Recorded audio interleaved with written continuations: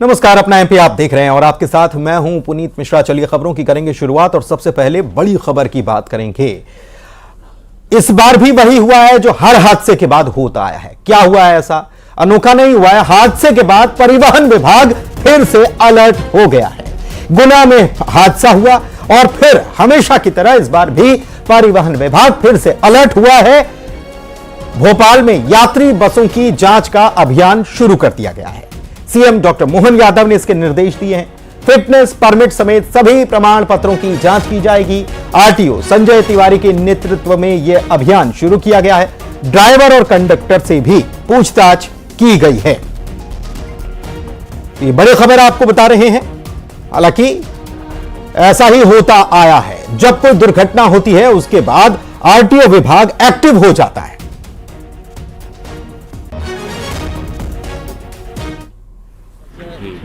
नहीं है, उनके विरुद्ध कार्रवाई की जा रही है और ये कार्रवाई हमारी लगातार जारी रहेगी। हमारा ये प्रयास है भोपाल जिले से संबंधित जितनी भी बसें हैं वो पूरी तरीके से फिट होने के पश्चात ही रोड पर चलें, अन्यथा उनके विरुद्ध कार्रवाई की जाएगी और जो बसें फिट नहीं पाई जाएंगी उनको जब्त कर दिया जाएगा। अभी तक कितनी बसों पर कार्रवाई कर दी? अभी तक लगभग 20 बसों के हो चुकी है कार्रवाई।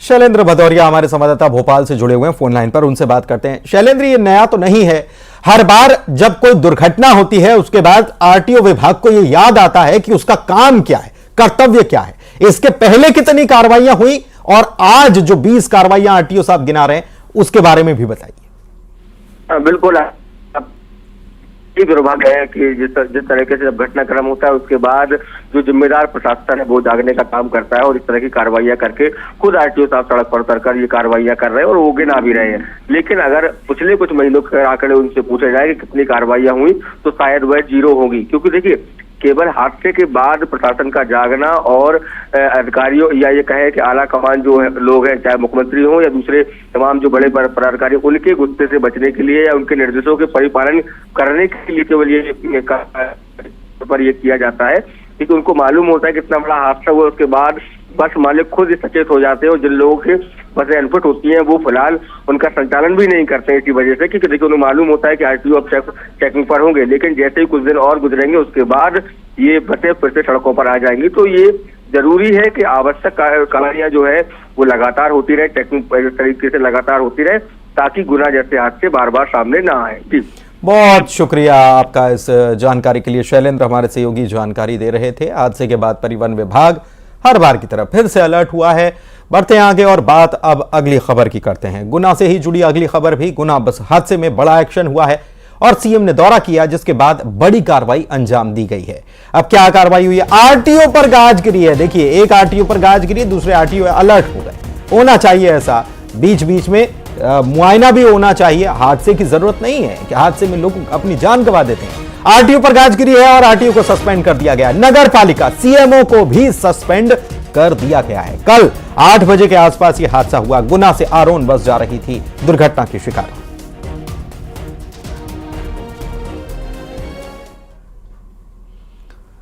तो कार्रवाई हुई है और आरटीओ को सस्पेंड कर दिया गया, सीएमओ को सस्पेंड कर दिया गया है। इधर गुना बस हादसे की जांच के आदेश भी मुख्यमंत्री ने दे दिए हैं। जांच समिति इसके लिए गठित कर दी गई है और यह जांच समिति 3 दिनों में अपनी जांच रिपोर्ट सौंपने का काम करेगी। सीएम ने गुना में घायलों से मुलाकात भी की है, जिला अस्पताल में पीड़ितों से उनका हाल जाना है और दुर्घटना के बारे में भी बात की है कि कैसे यह हादसा हुआ, उनसे भी जानकारी ली है। और अब हादसे की जांच के आदेश मुख्यमंत्री के द्वारा दे दिए गए।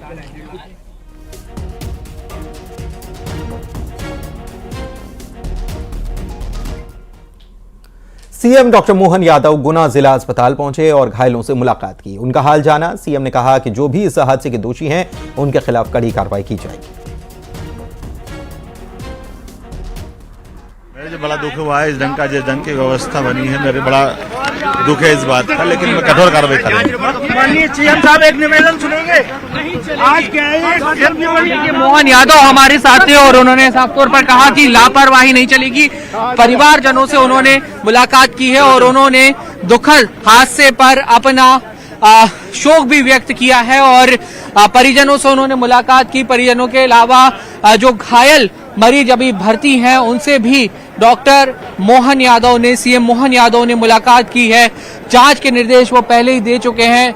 सहायता राशि की भी घोषणा जो है वो की जा चुकी है। अब उम्मीद हम यही करते हैं कि जो प्रशासन के द्वारा अब एक अलर्ट किए जाने की बात हो रही है वो जमीनी स्तर पर भी दिखाई दे, इम्प्लीमेंटेड हो और आने वाले समय में इस तरीके की हादसे ना हो। वीडियो जर्नलिस्ट मनीष सेंगर के साथ न्यूज़ 18 के लिए भोपाल गुना से वासु चौरे।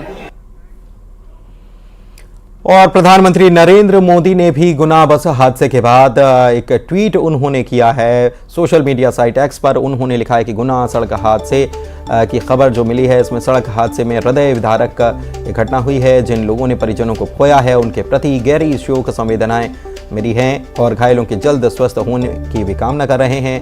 प्रदेश सरकार और प्रशासन पूरी तरह से लोगों की मदद में जुटा हुआ है।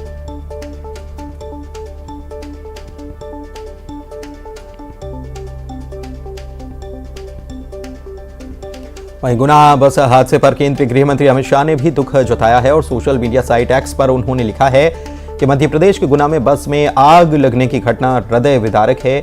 ईश्वर इस हादसे में अपनी जान गंवाने वाले लोगों के परिजनों को दुख सहने की शक्ति प्रदान करें। हादसे में घायल हुए लोगों के शीघ्र स्वस्थ होने की कामना कर रहे हैं।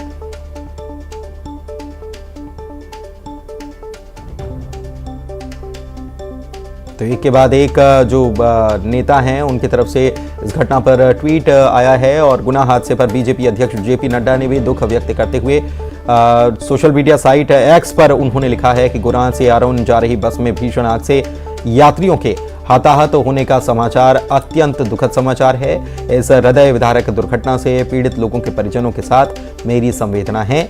मध्य प्रदेश के मुख्यमंत्री मोहन यादव स्वयं घटनास्थल पर जा रहे हैं। स्थानीय प्रशासन के लोग और बीजेपी के सभी कार्यकर्ता पूरी तत्परता से पीड़ितों को मदद पहुंचाने में लगे हुए हैं।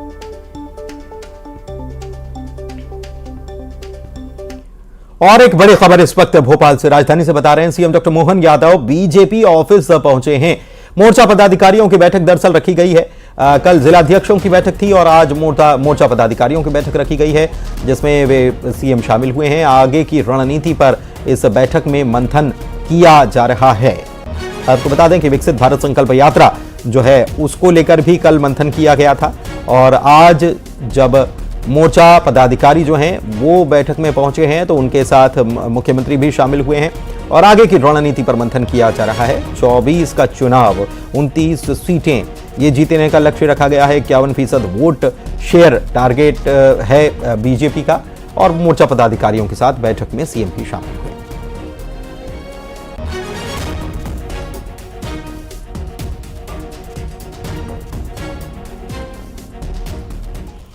प्रशांत कटारे हमारे संवाददाता फोन लाइन पर जुड़े हुए हैं, उनसे बात करते हैं। प्रशांत, कल भी बैठक हुई थी, आज भी बैठक हुई है और कुल मिलाकर लक्ष्य जो है वो 29 सीटों का, 24 में 29 सीटें हासिल हों और वोट शेयर जो है वो भी 51% रहे। बिल्कुल बिल्कुल। दरअसल देखिए, पूरी तरह से पहले भी इससे पहले जो बैठक हुई है उसका मकसद भी यही था, जहां जो हारे हुए प्रत्याशी थे कि कहाँ क्या कमी रह गई, और अब जो बैठक हो रही है उसका मकसद यही है कि कहीं कोई कमी ना रहे। दूसरा, अलग अलग पहलुओं पर और कैसे रणनीति से आगे बढ़ा जाए 24 को लेकर।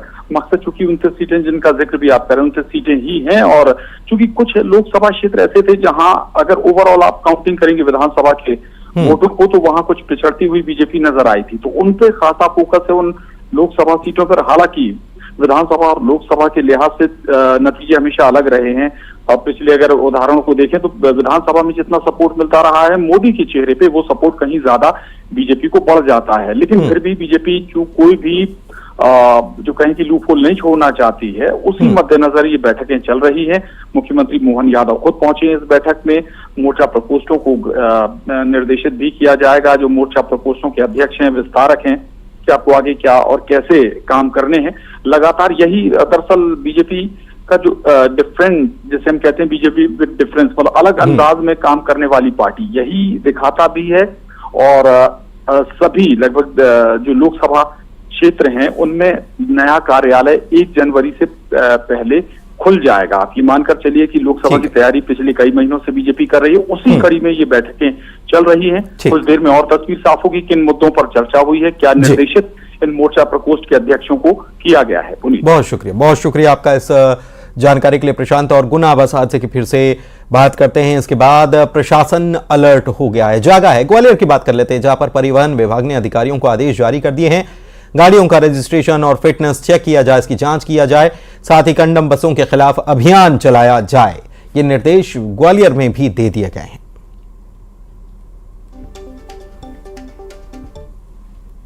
में आरोन के पास एक बहुत दुर्भाग्यपूर्ण घटना घटित हुई है, जिसमें एक यात्री वाहन और डंपर के बीच टक्कर हुई और उसके बाद पलटने आग लगने के कारण कई संख्या में यात्रियों की जो मृत्यु हुई उसमें। प्रथम दृष्टया जो जानकारी प्राप्त हुई उस हिसाब से ये जो बस है अवैध रूप से संचालित हो रही थी। 15 वर्ष से अधिक के वाहन, पुराने जो वाहन हैं उनका संचालन संभव नहीं है, वो नियम विरुद्ध किया जा रहा था। गाड़ी का फिटनेस भी नहीं था और लापरवाहीपूर्ण चालन भी उसमें सामने आया है। सबसे पहले इसमें चूंकि विभाग के सभी वरिष्ठ अधिकारी और सभी वरिष्ठ जिलाधिकारी मौके पहुंचे और जो आवश्यक उपाय किए जाने थे किए गए, और हमारे परिवहन आयुक्त महोदय और अतिरिक्त परिवहन आयुक्त महोदय इस समय मौके पर ही हैं सुबह से। और खंडवा में बुधवार रात हुए गैस सिलेंडर कांड को लेकर जिला प्रशासन अब अलर्ट हुआ है। जिला प्रशासन ने फूड इंस्पेक्टर पर जांच के बाद कार्रवाई करने की बात कही है। बता दें कि अवैध गैस भंडारण की वजह से गोदाम में कुल 30 ब्लास्ट हुए थे। पुलिस ने अवैध भंडारण पर मामला दर्ज कर आगे की जांच शुरू कर दी है।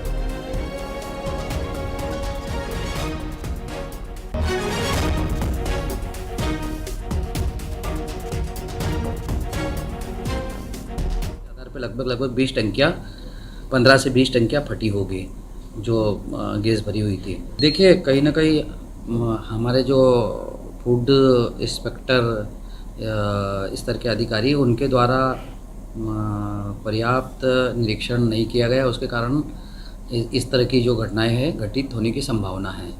तो उनके विरुद्ध हम प्रस्ताव भी कमिश्नर महोदय को भेज रहे हैं और उनके विरुद्ध कार्रवाई भी प्रस्तावित करके करेंगे।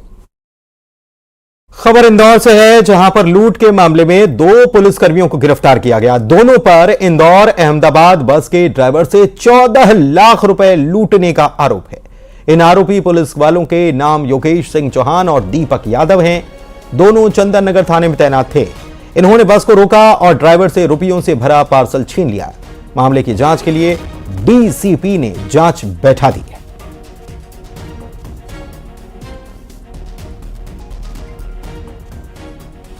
तो पुलिसकर्मी ही लुटेरे इंदौर में निकले हैं और पूरे मामले की जांच बैठा दी गई है।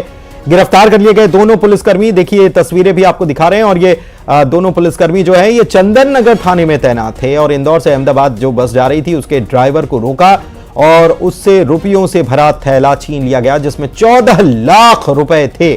और लूट का यह मामला था, बस चालक से यह लूट हुई, जिसके मामले में योगेश सिंह और दीपक यादव नाम के ये 2 पुलिसकर्मी जो हैं ये गिरफ्तार कर लिए गए हैं और डिप्टी कमिश्नर ऑफ पुलिस ने जांच के आदेश इस मामले में दे दिए हैं।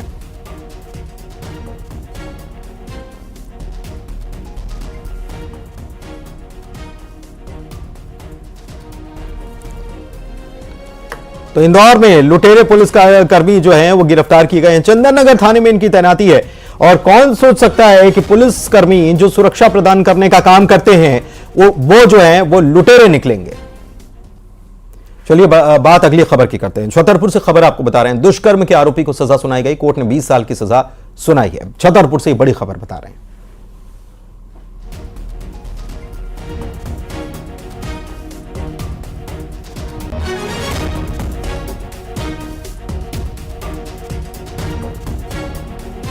नरेंद्र परमार फोन लाइन पर जुड़े हुए हैं, उनसे जानकारी लेते हैं। नरेंद्र, क्या जानकारी है, कब का ये मामला? देखिए, आपको बता देना चाहते हैं, छतरपुर की जो जिला अदालत है वहां पर जो विशेष कोर्ट है उसका आज फैसला आया है, जिसमें जो दुष्कर्म का आरोपी है, जो कोचिंग संचालक है, उसी की कोचिंग में एक जो ये छात्रा है वो कोचिंग करने के लिए आती थी और साल 2019 में इसी कोचिंग संचालक द्वारा उस लड़की का एमएमएस बनाकर उसको सोशल मीडिया पर वायरल किया गया था, जिसके बाद पीड़ित पक्ष ने कोतवाली थाना में जो अगस्त माह 2019 में मुकदमा दर्ज कराया था। उसके बाद जो फैसला आया है, फैसले में जो विशेष न्यायाधीश हैं उनके द्वारा 20 साल के कठोर कारावास के साथ साथ 2000 रुपए का अर्थदंड का जुर्माना भी लगाया है। तो कुल मिलाकर ही कहा जा सकता है कि जो विशेष न्यायाधीश हैं उनके द्वारा, चूंकि इस पूरे प्रकरण में पास्को एक्ट भी आरोपी के खिलाफ दर्ज किया गया था। तो जो विवेचना जो की गई थी, तो विवेचक द्वारा किसी भी तरह की कोई कोताही नहीं बरती गई है। वहीं अभियोजन की तरफ से जो पैरवी डीपीओ हैं यहाँ पर प्रवेश अहिरवार, उनके द्वारा लगातार पैरवी की गई थी। सभी साक्षियों के विधिवत बयान कराए गए थे। ऐसे में कहीं से भी आरोपी को गुंजाइश नहीं मिली है कि उसको राहत मिले। तो न्यायाधीश ने पूरे इस मामले में बड़ी सजा सुनाते हुए 20 साल की कठोर कारावास की सजा सुनाई है। जी बहुत शुक्रिया आपका इस जानकारी के लिए। तो 20 साल के कठोर कारावास और 2000 रुपए का अर्थदंड इस मामले में लगाया गया। बता दें कि कोचिंग संचालक ने 2019 में दुष्कर्म की वारदात को अंजाम दिया था। कोचिंग संचालक के यहाँ पर ही ये छात्रा जो है पढ़ने आया करती थी और उसी के साथ दुष्कर्म करके और एमएमएस बना के वायरल करने का ये मामला है। नया साल बेहद ही करीब आ चुका है। न्यू ईयर सेलिब्रेट करने के लिए पहाड़ों पर सैलानियों का हुजूम उमड़ पड़ा है। उत्तराखंड से लेकर हिमाचल प्रदेश में सैलानी पहुंच रहे हैं, जिससे कारोबारियों के चेहरे भी खिले हुए हैं।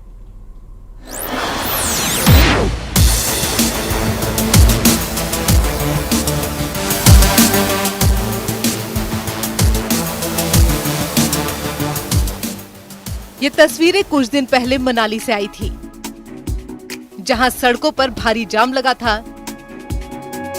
टूरिस्ट पूरी तरह से फंसे हुए थे। लेकिन नए साल के नजदीक होने की वजह से सैलानी लगातार पहाड़ों की तरफ रुख कर रहे हैं और नए साल से पहले पहाड़ों पर सैलानियों की बाढ़ सी आ गई है। शिमला में पिछले 10 दिनों में 1.5 लाख से ज्यादा गाड़ियों की एंट्री हो चुकी है, जिनमें अधिकतर टूरिस्ट शामिल हैं।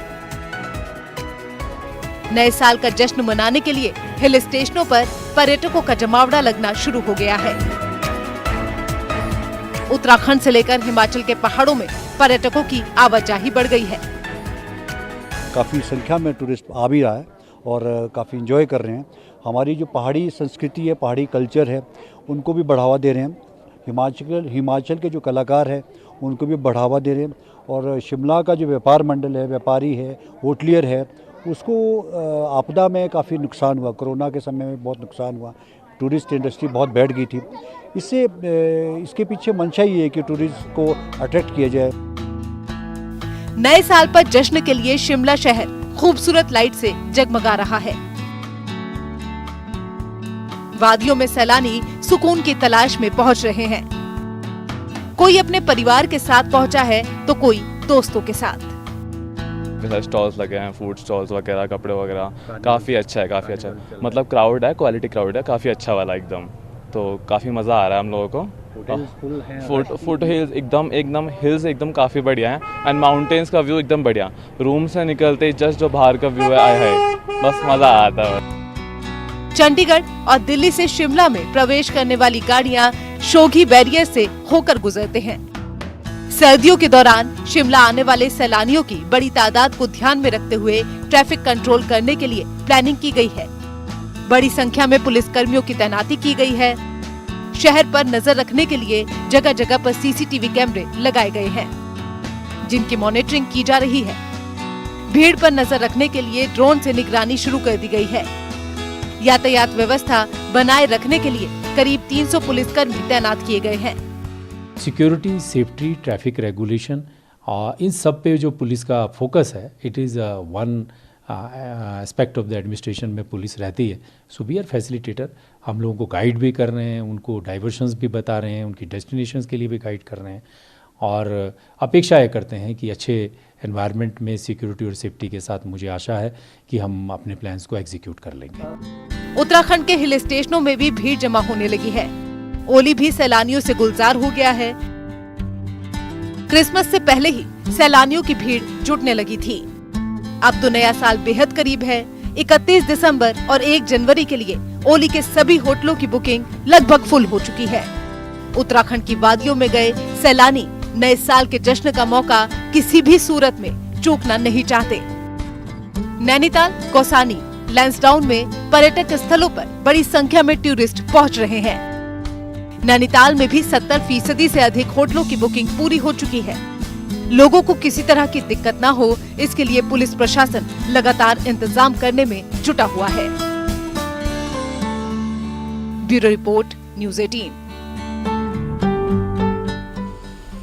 और चलिए बढ़ते हैं आगे। खंडवा से इस वक्त की बड़ी खबर आपको बता रहे हैं, जहां पर खंडवा में जो अग्निकांड हुआ, एक के बाद एक गैस सिलेंडर जो फटे थे, इस मामले में आरोपी को गिरफ्तार कर लिया गया है। आरोपी का नाम राजेश उर्फ राजा बताया जाता है, जिसकी गिरफ्तारी कर ली गई है। अवैध रूप से सिलेंडर का भंडारण करने का इस पर आरोप है। पुलिस ने कई धाराओं में इस पर केस दर्ज कर लिया है। तो ये बड़ी खबर इस वक्त आपको बता रहे हैं, क्योंकि कल खंडवा में एक बड़ा हादसा पेश आया था और यहां पर आग लग गई थी और आग लगने के बाद यहां पर अवैध रूप से जो गैस सिलेंडर स्टोर करके रखे गए थे, उसमें एक के बाद एक धमाके होते चले गए और अब जाकर आरोपी गिरफ्तार हो चुका है, राजेश उर्फ राजा। अमित जायसवाल हमारे संवाददाता फोन लाइन पर जुड़े हुए हैं। अमित, क्या जानकारी है? गिरफ्तारी आखिरकार आरोपी की कर ही ली गई?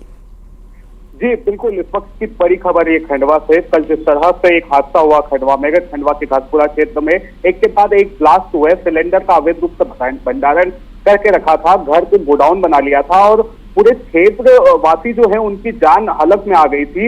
इतना बड़ा जो कांड हुआ, इसके बाद पुलिस ने विभिन्न धाराओं में केस दर्ज किया राजेश उर्फ राजा पर और उसके बाद उसकी गिरफ्तारी भी हो गई है और इस वक्त पुलिस उसको मेडिकल चेकअप कराने के लिए अस्पताल लेकर आई है। उसके हाथ जो हैं वो झुलसे हुए हैं और ये जो हाथ सिर्फ उसके झुलसे हैं, लेकिन कई लोगों की जिंदगी जो है यहाँ पर फंस गई थी, उनकी जान अटक गई थी जिस तरह का ये हादसा था। लेकिन फिलहाल पुलिस ने राजेश को गिरफ्तार कर लिया और न्यूज 18 ने जब उससे सवाल किया कि क्यों आखिर ये काम किया, क्यों इस तरह का भंडारण किया रहवासी क्षेत्र में, तो कुछ भी बोलने से इनकार कर दिया। बाद में उसने ये शब्द जरूर कहे कि किसी की जान नहीं गई है, मेरा ही परिवार झुलसा है। बता दें कि उसके परिवार से उसके बीवी और बच्चे झुलसे हैं, वो जिनका उपचार किया जा रहा है। चलिए, बहुत शुक्रिया अमित आपका इस तमाम जानकारी के लिए।